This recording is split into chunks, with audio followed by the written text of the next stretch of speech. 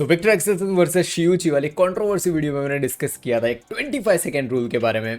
इन चीज़ों के बारे में कल भी मुझे डिस्कस करना चाहिए था, बट चलो अभी डिस्कस कर लेते हैं। ये वीडियो के बीच में ही होगा एंड देन मैच के बीच में ही भाई येलो कार्ड मिल चुका है एक प्लेयर को, सारा कुछ डिस्कशन करेंगे। स्टार्टिंग से ही जो एक कॉमन नोटिस मुझे चीज़ हुई ना, वो थी कि बॉडी स्मैशेस काफ़ी ट्राई कर रहे थे वोंग लगाने की लक्ष्य सेन को, एंड वो चीज़ उनके लिए वर्क कर रही थी बार बार। जबकि मैंने बहुत बार देखा है कि लक्ष्य सेन बॉडी स्मैशेस अच्छे खासे डिफेंड कर लेते हैं। फर्स्ट सेट में जहां पे लक्ष्य थे ना, उस साइड से बाहर जा रही थी ड्रिफ्ट, तो वोंग क्या हो रहा था, वोंग लिफ्ट करे, टॉस करे, कुछ भी स्मैश लगाए, कुछ भी करे, वो बाहर ही जा रही थी। यही चीज होती है, लास्ट वीक भी हमने डिस्कशन किया था कि जहां पे ड्रिफ्ट उस साइड पे कोर्ट पे जा रही होती है, हमारे इंडिया ओपन में जब हुआ था।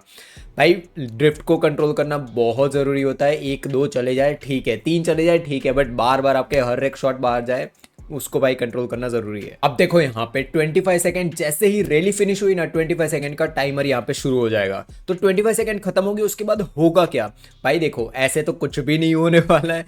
पहली चीज जो होगी वो है 25 सेकंड के अंदर सर्व कर देनी है।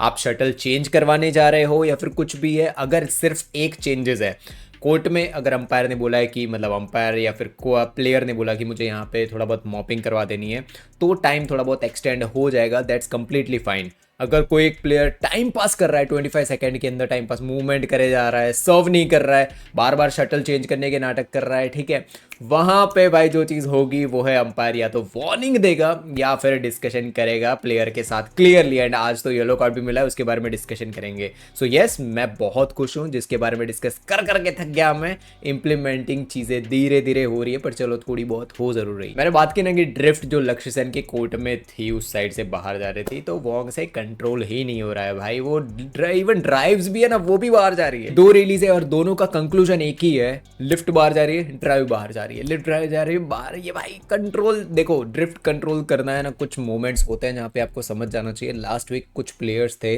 फेंग वांग, उन लोगों ने भी थोड़ा बहुत डिस्कशन किया था इंटरव्यू में कि यहाँ पे ड्रिफ्ट थोड़ी बहुत चेंज थी इंडिया ओपन में, उन्होंने कैसे उसको कंट्रोल किया था। ये चीज़ जो वो टॉप के प्लेयर्स होते हैं ना, उनकी निशानी होती है कि अडेप्ट कर लेते हैं बहुत जल्दी। 21-13 एंड काफी मैं बोलूंगा इजी सेट विन था लक्ष्य के लिए। सेकंड सेट के स्टार्ट में है ना, कुछ मोमेंट्स ऐसे आए जहां पे लिटरली वोंग है ना क्लूलेस लग रहे थे कि कर क्या रहे हैं वो, उनको वो खुद ऐसे खड़े हो जा रहे हैं, पॉइंट लगा रहे हैं, खड़े हो जा रहे हैं ऐसे। एंड कुछ रिलीज जहां पे अगर वो जीत भी रहे हैं ना, तो ऐसा बिहेव कर रहे हैं ना जैसे वो लीड पे हो। आई मीन भाई लक्ष्य लीड पे जा रहे थे। हाफ सेट ऑलमोस्ट फिनिश हो गया एंड मेजोरिटी की जो रिलीज थी ना, उसमें लक्ष्य ने बहुत ज्यादा डोमिनेट किया है। अच्छा खासा उनकी जो अटैकिंग गेम प्ले उसी से उन्होंने डोमिनेट किया है।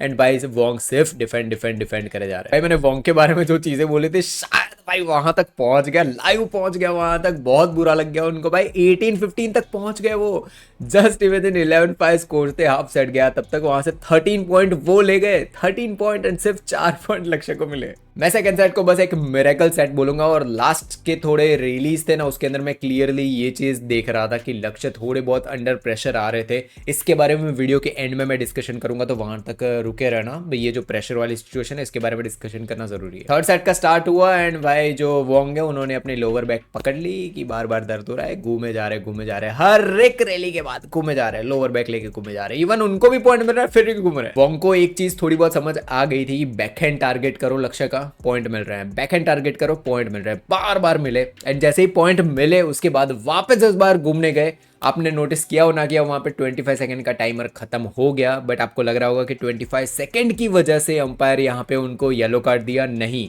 ये चीज बार बार पूरी मैच में चल रही थी। हाफ सेट के बाद तो बहुत ही हो गई थी, मतलब सेकंड सेट के बाद काफी हो गई थी कि वोंग टाइम वेस्ट करने की कोशिश कर रहे थे, बार बार घूमे जा रहे हैं भाई, लोअर बैक पकड़ रहे हैं, चल रहे हैं, लक्ष्य रेडी है सर्विस के लिए, फिर भी वो वहीं पे है। यही रीजन था। एंड ये भी हो सकता है कि 25 सेकंड वहां पे खत्म हो गए थे।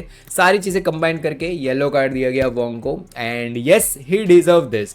ऐसी अंपायरिंग बहुत कम देखने मिलती है कि भाई वो प्रॉपर है तो है भाई, सर्विस गलत है तो है। ऐसी अंपायरिंग देखने बहुत कम मिलती है एंड मुझे अंपायरिंग बढ़िया पसंद आई। उनकी जगह पे लक्ष्य भी होते सो स्टिल मेरे वर्ड्स यही होते, अंपायरिंग इज अंपायरिंग भाई।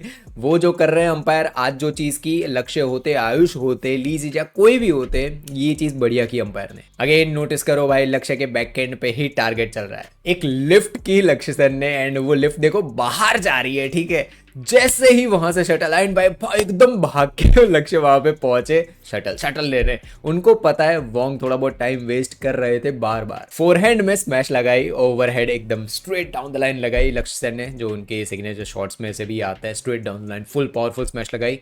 जैसे ही डिफेंड किया और नेट के पास रिटर्न आया, मतलब पहुंच नहीं पाए, वोंग ने अच्छा डिफेंड नहीं किया था, तुरंत लक्ष्य पहुंचे शटल लेके वहां पे वापस, वो रेडी भाई। उन्होंने आज एक भी चीज मैं बोलूंगा कि गलत नहीं की है, जो चीज एक रॉन्ग गई है वो डिस्कशन मैं एंड में करता हूं, तो वहां तक रुक के रहना। 21-13, 16-21 एंड 21-14 लक्ष्य सेन विन कर गए वोंगसुई के सामने। अब जो इशू मैं डिस्कस करना चाहता हूं ना, वो सबसे ज्यादा इंपॉर्टेंट बनता है कि हमें अगर सेमीज और फाइनल्स तक पहुंचना है और वहां जाके फुल एनर्जी में परफॉर्मेंस देनी है, तो लक्ष्य को ये स्टार्टिंग के जो भी राउंड है ना, राउंड ऑफ 32, 16 एंड क्वार्टर्स, इनको स्ट्रेट 2 सेट डिफीट करना पड़ेगा अपोनेंट्स को। देखो यार, वो आज वोंगजी बोल रहा हूं मैं, वोंगसुई को डिफीट कर सकते थे सेकंड सेट के अंदर। 11-5 से लीड चल रही थी, आपको ना बताओ तो सेकंड सेट में। वहां से वो अगर सेकंड सेट हार जाते हैं, प्रेशर में आते हैं। फिर दूसरी चीज जो सबसे इंपॉर्टेंट है कि प्रेशर में आए थे। सेकंड सेट जब खत्म हो रहा था ना, लास्ट की कुछ रिलीज थी, 18-16 समथिंग स्कोर थे जहां तक मुझे याद है, वहां पे भाई प्रेशर लिटरली फील हो रहा है, लक्ष्य प्रेशर में आ रहे हैं। ये चीज़ हमारे लिए तब रॉन्ग जाएगी जब ऑल इंग्लैंड बड़ी बड़ी टूर्नामेंट्स आएगी ना, जब उसका फर्स्ट राउंड चल रहा होगा, जब हमारे सामने तब बड़े प्लेयर्स आएंगे, ठीक है, तब ये चीज़ वहाँ पे गलत जा सकती है। अभी से भाई स्ट्रेट 2 सेट विन शुरू कर देनी चाहिए लक्ष्य को, आयुष को, सबको।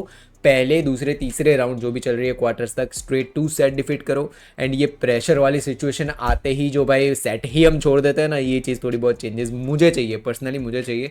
मैं चाहता हूँ लक्ष्य एटलीस्ट क्वार्टर सेमीज तक स्ट्रेट 2 ही रहे, ताकि भाई फाइनल्स या सेमीफाइनल्स तक एनर्जी बची रहे। तो आपके क्या व्यूज है इस मैच के रिलेटेड, कमेंट में लिख दो। लेकिन नेक्स्ट वीडियो, तब तक के लिए बाय बाय, जय Hind, Vande Mataram. Lyndon versus Victor Axelsen, ऐसा आपने एनालिसिस कहीं पे भी नहीं देखा होगा। क्लिक करो और बैडमिंटन रियल में क्या होता है लर्न करो।